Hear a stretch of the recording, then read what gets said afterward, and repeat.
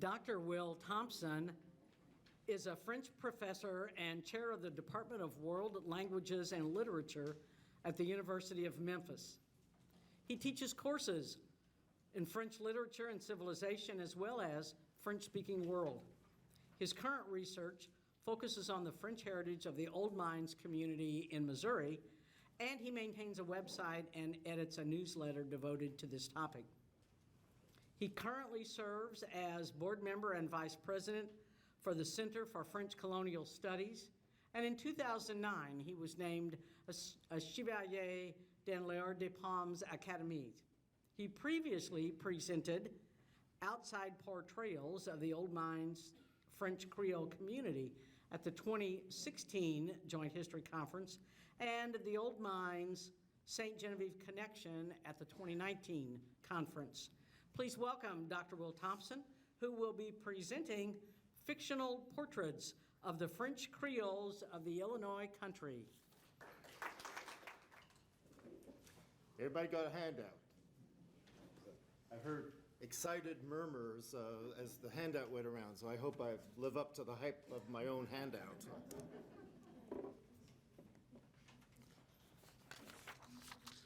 So this is a new topic for me and one I've become very excited about. As Sarah said, my background has focused to a great extent on old mines, although I'm fascinated by any aspect of the French colonial history and its heritage in the Illinois country, this part of the United States. And increasingly, since my background is in literary analysis, literary studies and textual readings, and so I've become interested over the years in written portrayals of the French-speaking communities of the Illinois country, both during the colonial era and into the 20th and even 21st centuries. And those texts have largely been travel narratives, histories, books, non-fictional works. And let me start with a couple of pieces of terminology. First, when I'm talking about the French Creoles, or just the French, as they're often referred to in the works I'm going to be discussing today, we're talking about French-speaking people. I think Sharon mentioned, culturally French. Certainly not necessarily from France themselves, many of them never setting foot in Europe, but are the descendants of French who came from France, settling in Quebec and then the Illinois country or up from New Orleans. And so I've been interested in looking into these fictional works in light of all these travel narratives and histories that have been written and have mentioned and described the French over the course of a couple of centuries. And that has resulted in what I'll call, it's not my term, but what I'll call a meta-narrative. That's to say, and just a couple of definitions of meta-narrative, if it's a term you're not familiar with, it's a narrative that's deeply embedded in a particular culture. And a better description is it's a recurrent skeletal story belonging to cultures and individuals that play a powerful role in questions of identity, values, and the understanding of life. So basically, when you say, the French in the Illinois country, there are some stereotypes that come to mind that are largely the result of what has been written in these travel narratives, accounts by the first administrators that came to the Illinois country, and by historians, especially starting roughly in the middle of the 19th century and even into the 20th century. So the question is, to what extent does the portrayal of the French in the fictional works that are the focus of my presentation today, to what extent do they mirror, if not have a direct inspiration, in the non-fictional works that for the most part precede them? And when some of these non-fictional works include those written by John Bradbury, Henry Schoolcraft, Henry Brackenridge, Amos Stoddard, and then the historians of the 19th century. So what works am I looking at today? You have just a sort of a run through of the handout. I'll talk about the images on the front in a minute. On the back is a bibliography of those works. There, as far as I can find, there are only 2 studies of similar to what I'm talking about today that I've found. One major work is Edward Watts, In This Remote Country, which is a fascinating read. It focuses largely on non-fictional depictions of the French up to the American Civil War. So it is somewhat limited in focus. The other is by Robert Morrissey, who talks about 2 of the works that I'm discussing today. It's an article or a book chapter that appears somewhat incongruously in the edition of Auguste Chouteau's journal that appeared in 2010. And so they are both very interesting reads, and I want to acknowledge them because they have helped me to a certain extent in terms of creating the framework for my own presentation. Inside, you have really brief summaries of the works I'm discussing. Some of the works are very short 10-page short stories. Some of them are novels. But I've tried to give you just a rough idea. I will not be referring to every single one of these today. I have source material from all of them, but given the limitations I have today in terms of time, I'm obviously not going to be able to refer to all of them, but I'm hoping to pick representative depictions from a good number of them today. So most of these are clearly fictional works, novels and short stories. I have included in my background work 3 Western travel narratives of Washington Irving. They are ostensibly nonfiction, but of course he is so well known as a fictional writer. And to be quite honest, his portrayals of the French Creoles in his work are anything but objective. And to requote a line that has already been presented, never let the truth get in the way of a good story. That is something that Washington Irving apparently took to task in some of his writing. Some of these include real people.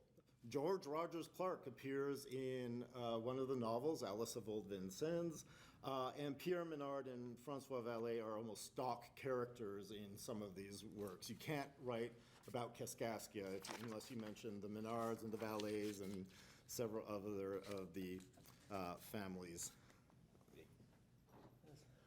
that we know very well. So I've included that list in my PowerPoint. A short note on bibliography. Many of these works are actually available in Kindle format or can be ordered through Amazon in one-off imprints. Careful what you order. I know a couple of these works I've gotten a hard copy just for citing purposes, and they've been taken from a PDF and reduced in size, and you have to have a magnifying glass to read anything. So Kindle tends to work quite well, except there are no page numbers, which is really frustrating for somebody who quotes a lot. So the focus of these works, what is common about these works? The action takes place during the colonial era or in the early years of statehood, in particular for Missouri, Arkansas, and Illinois, so 1740s to 1830s.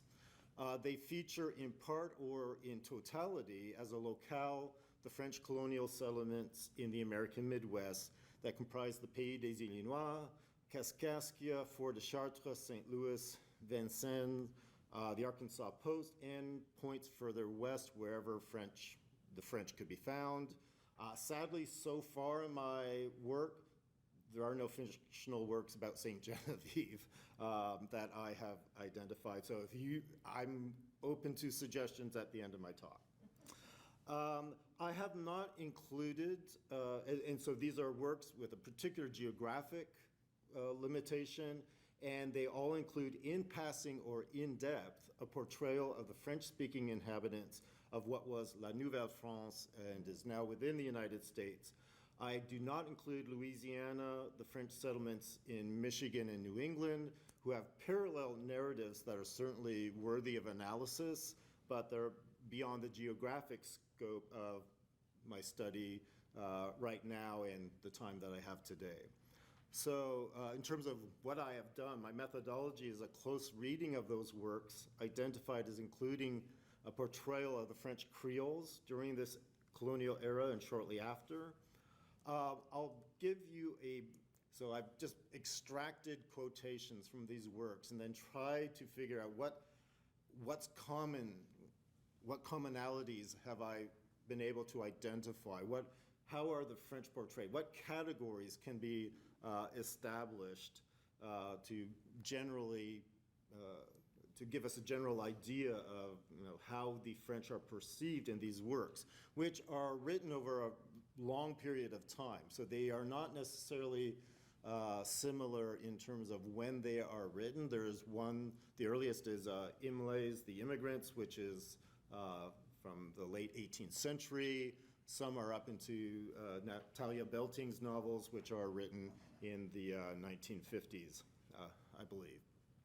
So I'll give you a brief overview of the major categories I've identified and into which I've grouped the portrayals of the French Creoles, and conclude by focusing on a few passages of particular interest in one of the novels, Alice of Old Vincennes, which I've found provides undoubtedly more material for the purpose of this analysis than any other text.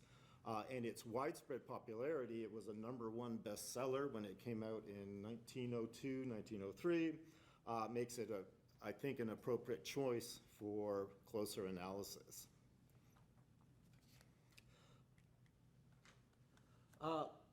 Another note on some of the images you'll find on the covers of these books. There are various editions. Some are original, some are reprints or new editions. And you'll see some very fanciful imagery on some of these. I'm not sure that somebody in Old Vincennes dressed like that. That's not my area of expertise, but I think it's quite an interesting image. And you've got what looks like Davy Crockett in the back there. I'm not sure that was appropriate for Old Vincennes either. There are two other covers for Alice of Old Vincennes. The image on the left is actually, the original work was illustrated, and that is an actual illustration there. And then you have another copy there. I'm not sure if that's actually supposed to be Vincennes. Somebody who knows Vincennes might be able to tell me.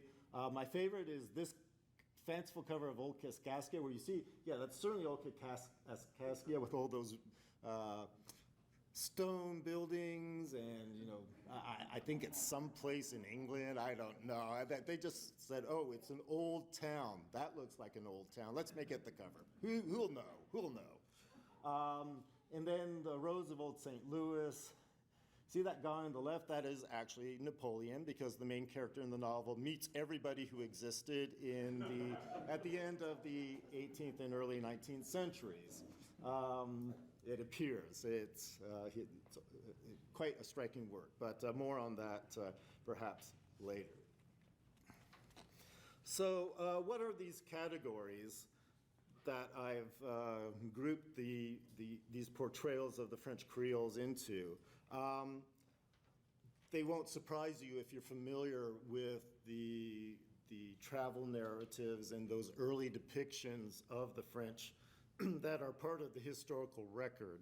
The French are different, usually not in a good way. They are, in fact, inferior. They are naive, ignorant, childlike, uneducated. They speak French. That's not good, generally. And that is an indicator of their inferiority. Why wouldn't you speak English? There's something wrong with you. And in fact, they are to be pitied or condemned. They certainly do not reflect the new American white Anglo-Saxon Protestant work ethic and identity. They like to dance on Sundays. They're poor and idle. There are, however, positive portrayals. Largely, and I have found, some of these categories, I've found a few quotes, some I've got pages and pages of quotes. They are happy and carefree. There's absolutely no doubt about that whatsoever. That can be both good and bad. They are connected to their past. In more than one work, they're described as Gallic, which, interestingly, in Edward Watts's book, he points out that France was Gaul before it was France. You're going back into Roman and pre-Roman times, and it is not a positive characteristic. It means you may be European, but you're not quite a totally white European. So it has this negative connotation. They want to preserve their traditions, especially as they confront these newcomers, these English-speaking British and American newcomers who are invading their land. They are a disappearing breed. It's remarkable that the four major novels all have the word old in them. Alice of Old Vincennes, Old Kaskaskia, Old Cascades, and The Rose of Old St. Louis. There's something that has disappeared or is in the process of doing so. And so there's a strong sense of melancholy when we talk about the French in these works.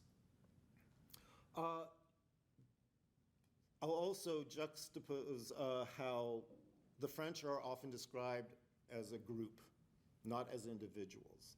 But in the novels, at least, one thing that is striking in the novels, even though they are fictional, is that we have individuals portrayed, which is something that is strikingly absent from many of the non-fictional works, where the French are just the French. They're all the same. You use one adjective to describe one guy. That's all the French.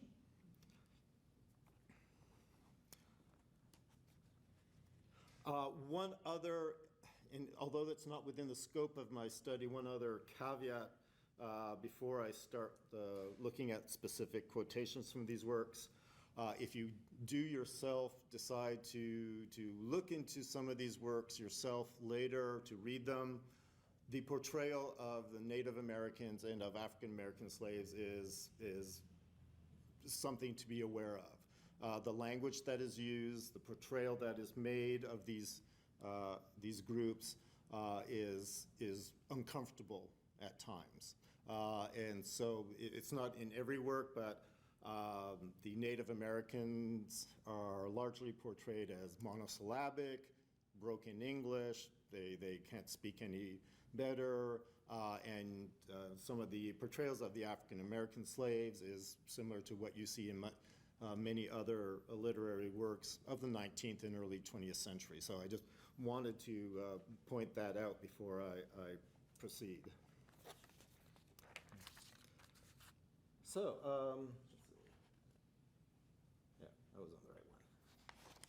So let's look at a few of these quotes that for these different categories that I mentioned. And I'll go ahead. I know some people at the back of the room might not be able to read the PowerPoint, so I've chosen one quote for each general category to put in the PowerPoint, but I'll also be following up with some other quotes in the same categories, just so if you're following along and you don't see it up there, that's my modus operandi.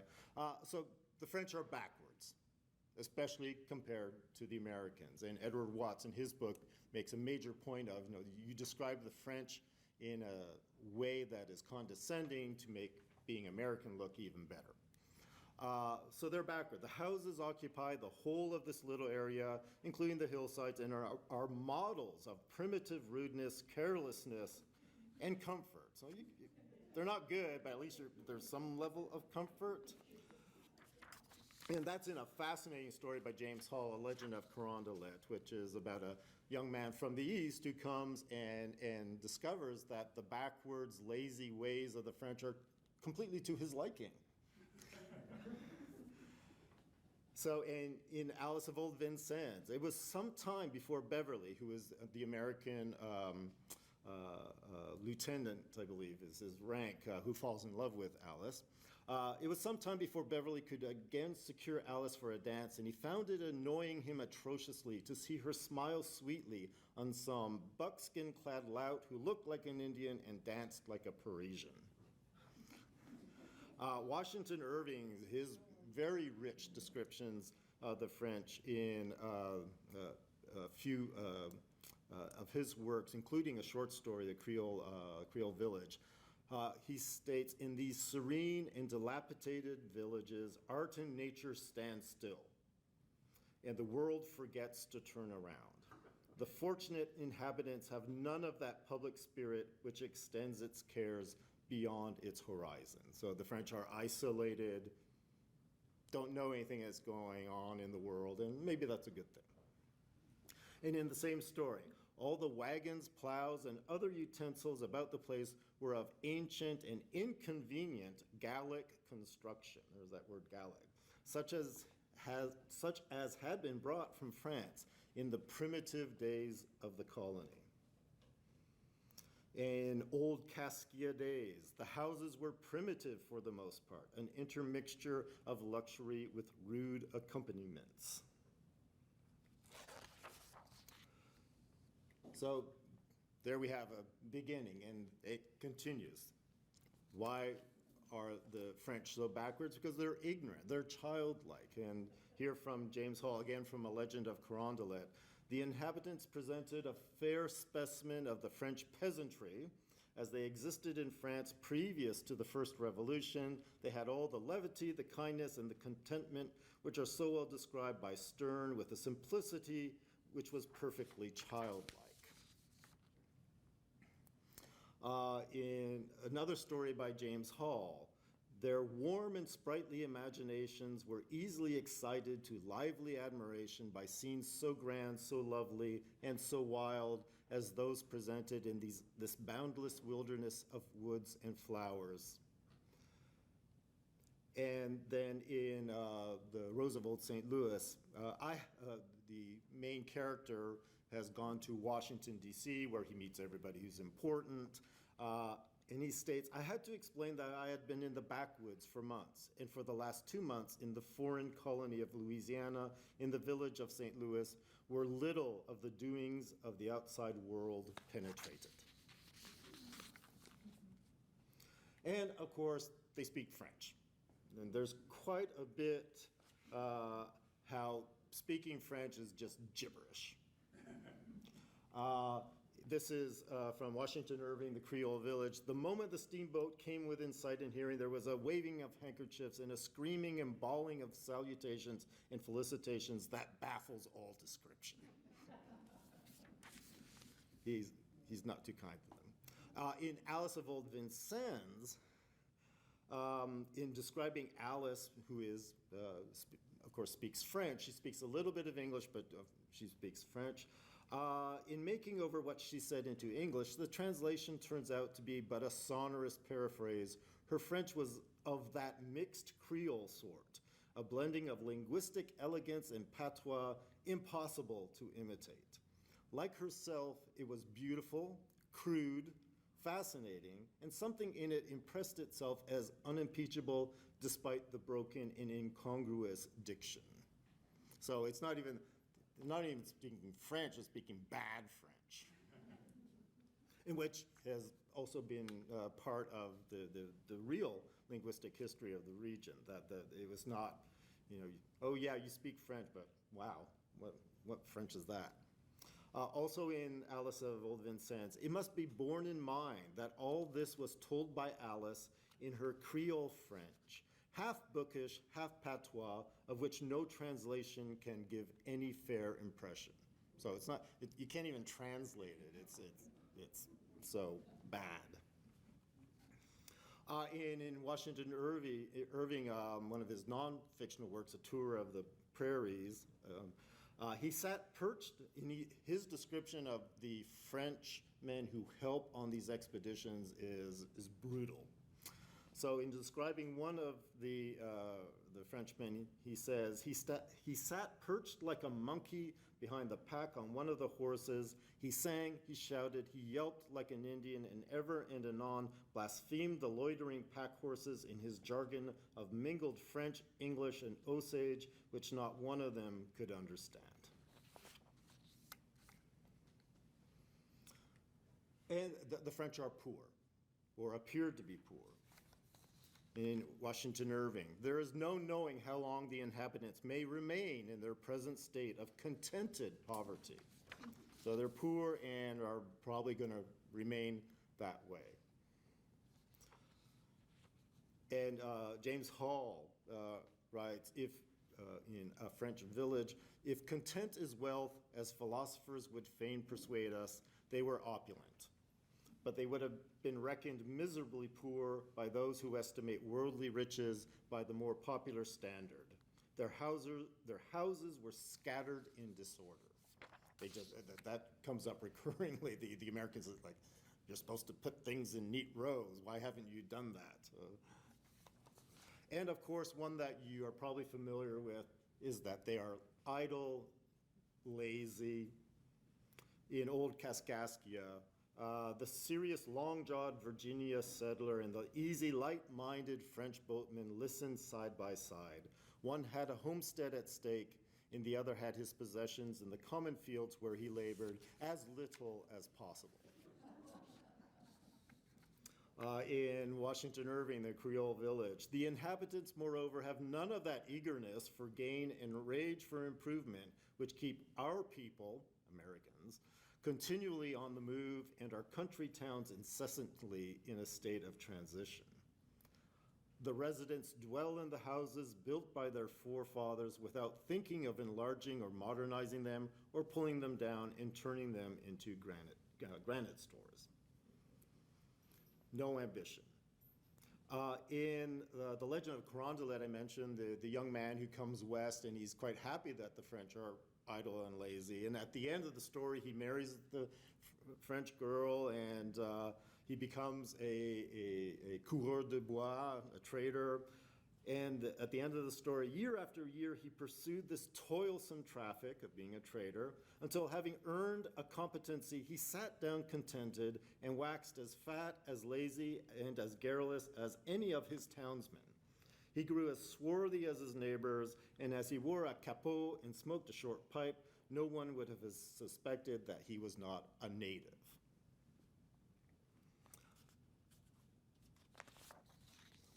Yet, there we go. There are some positive characterizations. They are a hospitable people. So in the same story, when he first arrives in Carondelet, the main character, he soon found that the hospitality of this worthy family was of the most substantial kind. The free and social habits of the French were exactly to his taste. In Imlay's The Immigrants, the Kaskaskia features briefly in the story, but it's almost a leitmotif in that the story is written and takes place just after the American War of Independence, and so Kaskaskia is the end of the line. It's as far as you can go, and when the brief scene where some of the characters are actually in Kaskaskia, he writes this description. Here we find all the cheerful idleness that plenty gives, and while the sprightly youth in festive dance chase away the gloom of the surrounding forests, the neighboring plantations are cultivated to a perfection that I have scarcely seen equaled in any part of America, and the hospitality of the inhabitants, who make large quantities of wine, renders it one of the most interesting places I ever knew.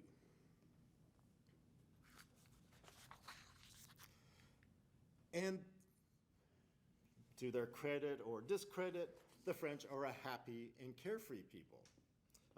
James Hall in The French Village. And as for happiness, they pursued nothing else. Inverting the usual order, the American way of life, to enjoy life was their daily business. To provide for its wants and occasional labor, sweetened by its brief continuance and its abundant fruit. So the French have chosen the best place to live because it's agriculturally rich, so rich that they actually don't have to do too much. And they will get what they need to have a happy life. In the same story, here they lived perfectly happy, and well they might, for they enjoyed to the full extent those three blessings on which our Declaration of Independence has laid so much stress: life, liberty, and the pursuit of happiness. So the French are actually, in a way, living the American dream. This great quote from Alice of Vincennes, Monsieur Roussillon, who is the town leader and Alice's adopted father, says, let's have one just before, it's during the American War of Independence, and the British are about to capture Vincennes, and he says, let's have one more roaring good time. He said, that's what life is for. And what is happiness for them? In James Hall's story, Michel de Coucy, which has a very rich description of a male character who is a French Creole. Happy days of equality and glee, when every man who owned a cabin, a car, and a pony was a French gentleman, when the evening gun of the fort and the matin bell of the chapel were daily heard, and the song and dance prevailed wherever a plank floor, a French girl, and a fiddle could be paraded. That is a happy life. In Old Kaskaskia, on the very first page of the book, those happy Kaskaskians, the fine world, were having a ball at Colonel Menard's. Summer and winter they danced, they made fete, they enjoyed life. And in one story by Mary Hartwell Catherwood, The French Settlements, the French were gay people. They loved to dance and hunt and spend their time in amusements, while the serious, stubborn English were grubbing out the foundations of great states on the Atlantic coast. It must be confessed, these happy folks cared little about developing the rich Mississippi Valley. So there, again, that juxtaposition between the hardworking Protestant English speakers and the French. And as already seen, they're fond of music and dance. James Hall again. And when the fever threatened, it's a fever, it's slightly unusual behavior. The priest, who was also the doctor, flourished his lancet, the fiddler flourished his bow, and the happy villagers flourished their heels and sang and laughed and fairly cheated death, disease, and the doctor of patient and of prey. Washington Irving in the Creole village, about one of the male characters that he arrives on a boat in this fictional village. It's not identified, but it might be the Arkansas Post based on just how he describes it. On one of this Compère Martin, Mr. Martin, he could sing, dance, and above all, play on the fiddle, an invaluable accomplishment in an old French Creole village, for the inhabitants have a hereditary love for balls and fetes. If they work but little, they dance a great deal, and a fiddle is the joy of their heart. In Old Kaskaskia, which takes place when the English speakers are arriving from the east, and there is, to the extent that there is now a Protestant church, there is a description of the Protestant preacher. He hated Romish practices, especially the Sunday dancing after Mass, which Father Olivier allowed his humbler parishioners to indulge in. They were such children. When their week's work was over and their prayers were said, they could scarcely refrain from kicking up their heels to the sound of a fiddle. And this extends to the voyageurs who are described by Washington Irving. They are generally of French descent and inherit much of the gaiety and lightness of heart of their ancestors, being full of anecdote and song and ever ready for the dance. And a lot of the references are that this is inherited. This is part of being French, and that the French Creoles of the Illinois country are, in fact, still connected, even though many of them have never set foot in France. So we have this description by Washington Irving of the young lasses who emerged from the adjacent dwellings who seemed French. They were just like young lasses from ancient France, where the French are very fashionable, so they have a taste in dress, and that has lasted into the Illinois country. Another one in the same story. This very substantial old gentleman, though of the fourth or fifth generation in this country, retained the true Gallic feature in deportment and reminded me of one of those provincial potentates that are to be met with in the remote parts of France. And whether they're connected to France or not, they're a people of traditions. In no part of our country, however, are the customs and peculiarities imported from the old world by the earlier settlers kept up with more fidelity than in the little poverty-stricken villages of Spanish and French origin, which border the rivers of ancient Louisiana. And a similar quote from Old Kaskaskia.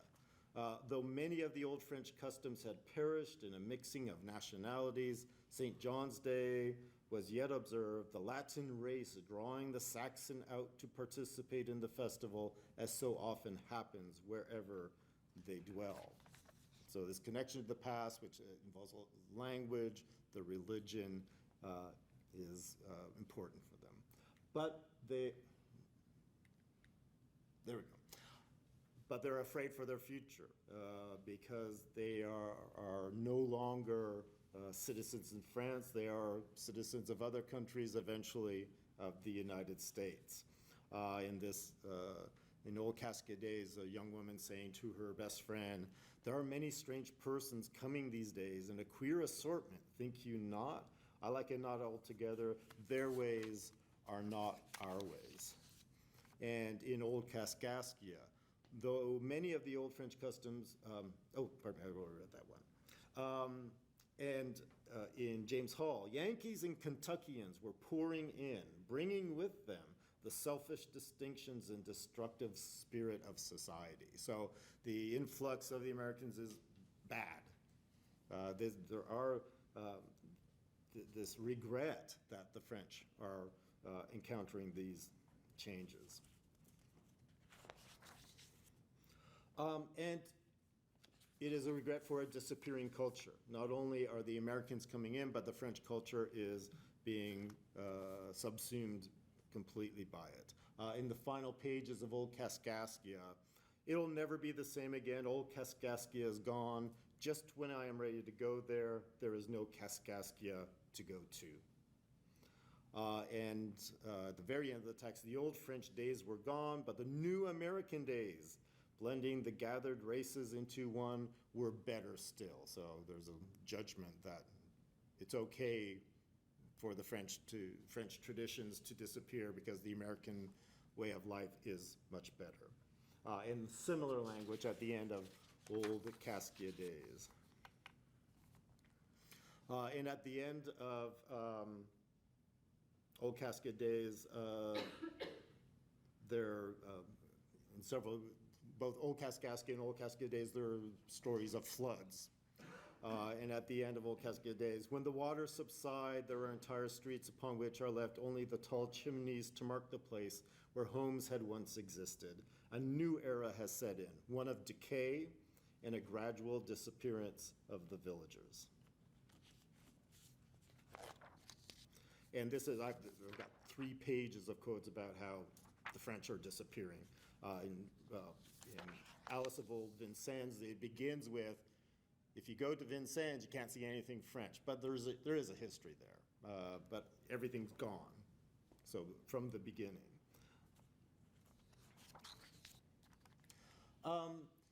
In the depiction of individuals, you see there are 2 trends. As I mentioned before, in many of the non-fictional works, one of the issues is that you don't get many portrayals of individuals. Everybody is, if you're French, you're all the same. And that does come up in the novels, in the novels and short stories as well. There are several good examples in Alice of Old Vincennes, where you have this description here of the handful of French people. They're all the same. You just put them all in your hand, you've got all the French right there. They felt secure in their lonely situation. So even how they are feeling, their psychological portrayal is they're all the same. There's nothing, no individuality. Robert Morrissey, in his book chapter I mentioned that's in the bibliography, describes this as a herd mentality. I don't agree. I think it's actually more of a case where the authors are, to a certain extent, whether intentionally or not, are simply saying the French are all the same. That it's not that they're acting like a herd. It's just easier to describe them all as being one thing. Little individuality. But, however, there are some depictions of individuals, which I'll conclude with. But just a couple of other quotes where they're portraying the French as a group. It was a great day for Vincennes. The volatile temperament of the French bubbled over with enthusiasm. And without knowing at least what it was that Father Gibault wanted of them, they were all in favor of it at a venture. So they all agree to the same things. Nobody is straying from the path. And when the British are defeated towards the end of Alice of Old Vincennes, the Creoles were beginning a noise of jubilation. They're just one collective voice. But I'll end with some of the rare descriptions of individuals. And just in the interest of time, I think I've got a few minutes left. As I mentioned earlier, Michel de Coucy, the short story by James Hall, about a somewhat innocent and naive Frenchman who is duped by a Spanish moneylender from the other side of the river. But it's a very typical depiction of especially the male characters. He's content, he's got his pipe, maybe a fiddle, and he's good. And this one as well, the same character, Michel de Coucy. He was honest as gay, as contented a soul as ever breathed, famed for the simplicity and benevolence of his character, as well as for a vein of humor. So I enjoy some of these depictions, as fictional as they are, because they are so unlike the non-fictional works that we see.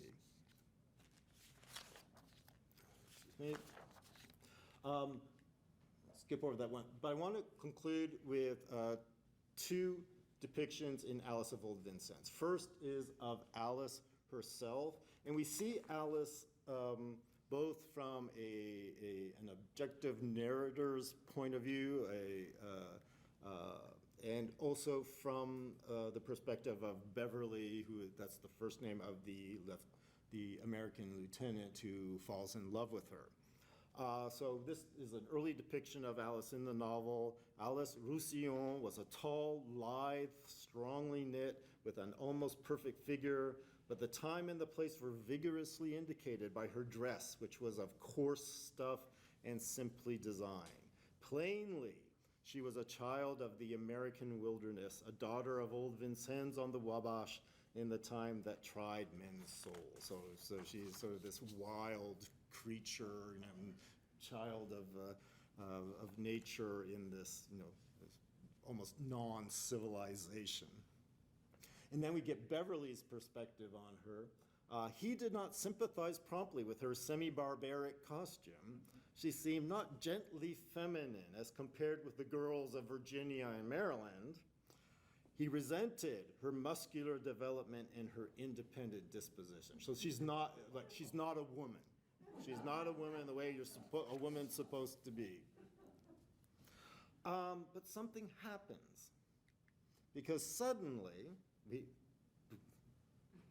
he sees the light, but not quite. I'll get to that. Here was Alice right before him, the most beautiful girl he had ever seen, telling him the strangest story of all. To his mind, it was clear that she belonged to the Tarleton family of Virginia. Alice had been kidnapped by, of course, Indians, and she somehow ended up in a French village. She is from Virginia. So what has happened?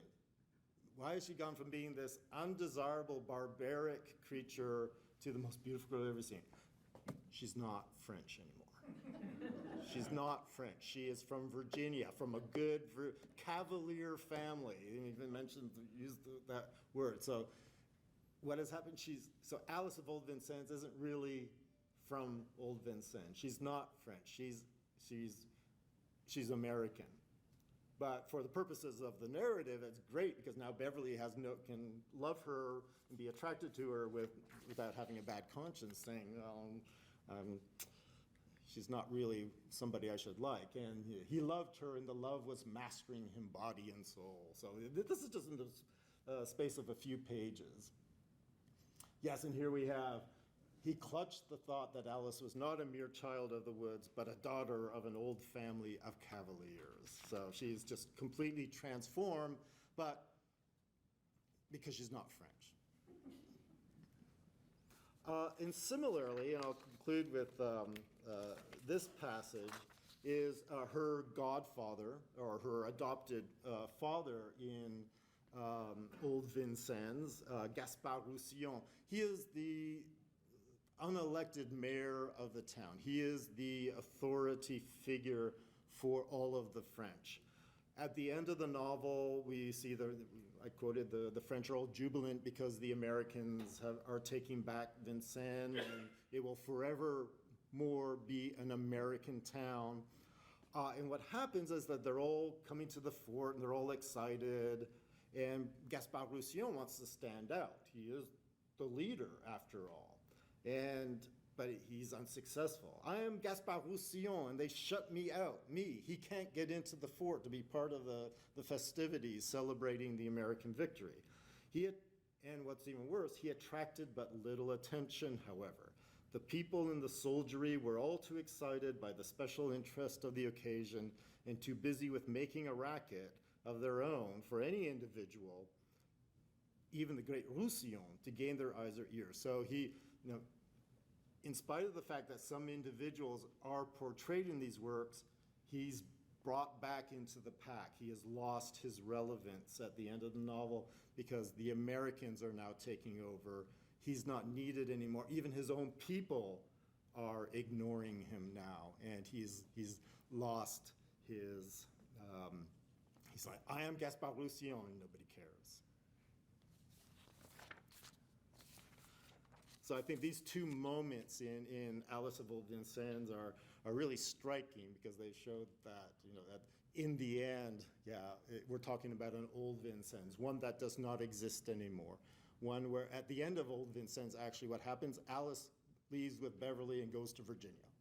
They leave Vincennes. Vincennes is no longer relevant to the main characters.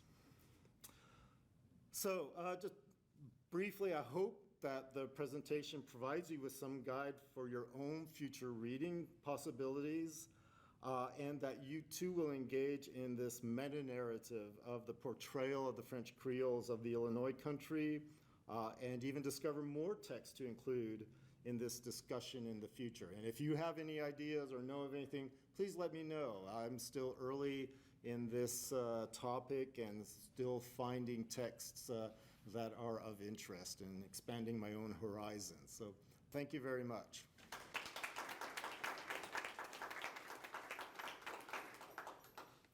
Yes, John. Thank you very much. That was extremely interesting. Obviously, these are all English language authors looking at it from an English cultural perspective. Yes. Have you had an opportunity to think at all about looking for authors in the French language and looking at the situation from their perspective? Yes, absolutely, and it's one thing I didn't really, in describing the parameters of my work right now, I did not mention that these are, I've focused for this paper in particular on English language American authors. But in fact, I have not found a lot. There are two authors that as soon as you say who's described the French in North America, it's fictional writers, because there's de Tocqueville, of course, is well known, but among the fictional writers, there's Chateaubriand, who wrote two works, which I just reread recently, after not having read them since doing my reading list for my doctoral program many years ago. And then l'Abbé Prévost, who wrote Manon Lescaut, which ends in North America when she is forced to leave France because she's a bad girl. But in neither of those works have I really found much of a description of the French who are living already in North America, in what is now the United States.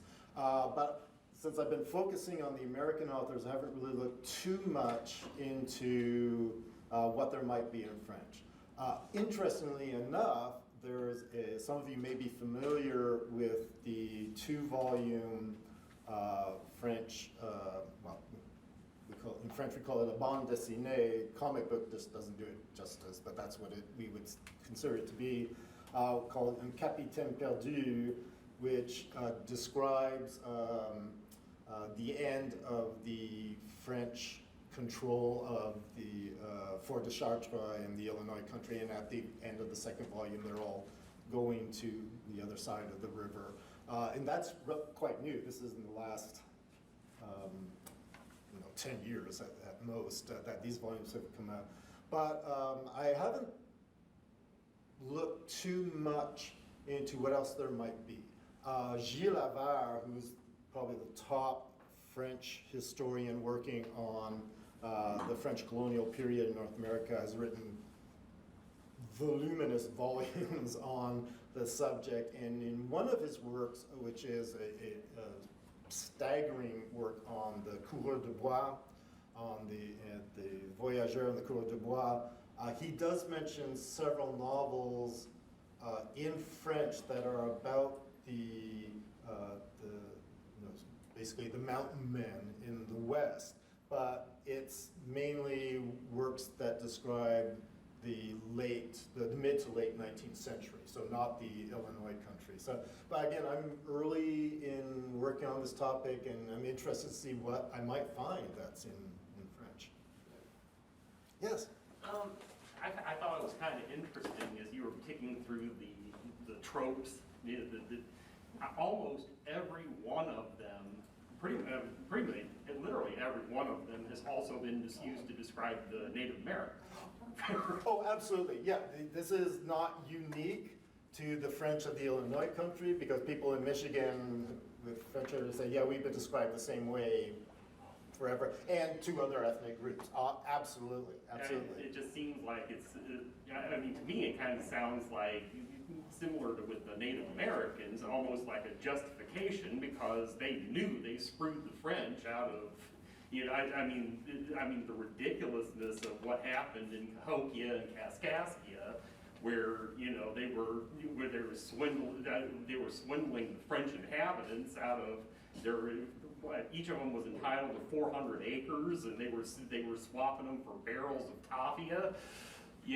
So I think kind of you have the vanishing Indian trope. You have the legacy. They're not improving the land, so it's an evolutionary process. Yes. It's interesting how exact the parallel and on the nose the parallels are. Yes. I have an idea. I've been reading John Bartram, Philadelphian botanist who wrote Travel. And he just launched himself off into the wilderness because he wanted to look at the trees. And he went a lot of places, but he went straight west across the lower middle part of the country, where he encountered a number of French people living in the middle of the wilderness. Oh, yes. And describes them in great detail, and he went all the way to the Mississippi. He talks about the painted buffalo robes, and he bought some. I can't remember whether it was at the fort or at Kaskaskia. That's in the Travels. Oh, And yes. there's a long passage where he's been pretty much alone wandering through the wilderness, and he finds this plantation run by an elderly Frenchman. He describes it so approvingly, and as if he had found a paradise after the hardships that he had been through. It's extremely interesting. This is a guy from, son of a merchant family from Philadelphia, and it's in the middle of the 18th century. And onward. He's been a great revelation to me as I try to imagine what that world was like. What that world was like, yes. Yes. One of the, not directly related to my paper today, but I greatly enjoy reading some of the travel narratives that one of the best is Thomas Nuttall, who goes up the Arkansas River, and everywhere he stops is like, there's a French guy, there's a French guy, there's a French guy, and not at settlements, but just these people who have gone off to live their own life in the wilderness. And one account I recently read, and it's so recent that I'm not going to retain the title, but at the same time that the Lewis and Clark expedition was commissioned, there was a similar commission of the Ouachita River in Arkansas and Louisiana, and it's fascinating because it's a very winding river, so there are all these turns and bayous and little tributaries, and every single one of them has a French name. Yes. All the So way to Kansas. even though we don't normally think of a large French presence in southern Arkansas, they were there. Yeah. Well, there's a wonderful place south of Kansas City called the Marais des Cygnes. Yes. Swan Swamp. You should hear that in Kansas. Yeah. Yeah, there are a lot of those in, there's a unattributed etymology of a town in a place in Arkansas called Smackover, which they swear, some people swear is a covered road, is chemin couvert, and it became Smackover. I don't think there's any written documentation to verify that, but it's a great story. It's a great story. It's really good. Perfectly possible. Why not? Yes. Yes. I'm in the middle of reading Gay Surette, which is set in St. Genevieve. I don't know if it was originally in French, but there are a lot of French terms in there, and it's very favorable to the French. And it's Jean-Baptiste Ballet is the head of the town. Moses Austin comes to town, brings his son Etienne, and so it's favorable and to the French, and they're not describing that lazy French person. So, Right. and I cannot think of the author's name. Anna Darby. Anna Darby, thank you very much. This is the main reason I came here, is to get more titles, so. So, Thanks so much. Anna Darby, great, thank you. Yes, sir. I think we're ready for lunch. Thank you. Yeah, we are going to break for lunch. Will was talking a lot about fictional stories, and he talked about how sometimes you find words that you're kind of aghast at. And I remember reading a letter from Edward Hempstead, who was one of our first lawyers here after the Americans took over. He was writing his sister-in-law, and he described St. Genevieve. He talked about how he disliked the food of the French. But he also said he would not marry a French girl for $1 million. Oh. He said they were the biggest sluts in the world. So I was taken aback by this word sluts. And so I asked my good friend Booker, that he's no longer with us, what that meant. And he said it meant they were slovenly, because that's what the word meant back then. Because Hempstead goes on to say that the French girls walk down the street with their heels of their shoes worn down underneath. So you will find those kind of words, you know, in addition to all this fictional stuff, there, as Will said, there's great writing of Thomas Ashe and Henry Breckinridge, and a lot of other authors that talked about St. Genevieve, the Illinois country, and the French. So we're going to break for lunch. We'll convene back and continue. So one of the things I wanted to say, we had one less speaker this year than we've had in past years. One of the things I find is some people I only get to see this time at the conference, so it's a good time to talk. It's a good time to meet. We've got some new people here that haven't been to our conference before, so take some time at lunch. If you don't know somebody, introduce yourself. We all love history, and especially the history of our area. Thank you. Thanks, Bob.